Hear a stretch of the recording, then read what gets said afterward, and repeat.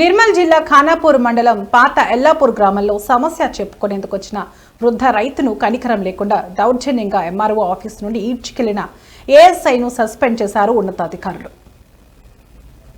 మండలంలోని పాత ఎల్లాపూర్ విలేజ్ లో జరుగుతున్న భూభారతి సదస్సుకి అటెండ్ అయిన ఒక రైతు అక్కడున్న తహసీల్దారు రెవెన్యూ సిబ్బందితోటి ఆర్గ్యుమెంట్ చేస్తూ ఉన్నప్పుడు ఆయన తహసీల్దారు పోలీస్ సిబ్బందికి అక్కడి నుంచి ఆయన పంపించేయమని చెప్పడం జరిగింది. పంపిస్తున్న క్రమంలో ఏఎస్ఐ రామచందర్ అతన్ని చాలా దురుసుగా నెట్టివేయడం జరిగింది. ఇట్లాంటి చర్యల్ని పోలీసులు కూడా ఎవరు హర్షించరు.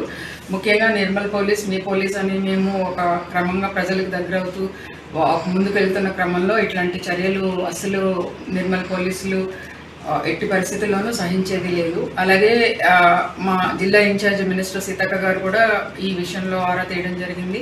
మా ఉన్నతాధికారులు కూడా క్రమశిక్షణ చర్యలు తీసుకోమని చెప్పడంతో మేము ఈ ఘటన మీద రిపోర్ట్ తయారు చేసి దీని మీద ఎంక్వైరీ చేసి బాసర రేంజ్ డిఐజీ గారికి ఇది క్రమశిక్షణ చర్యల కోసం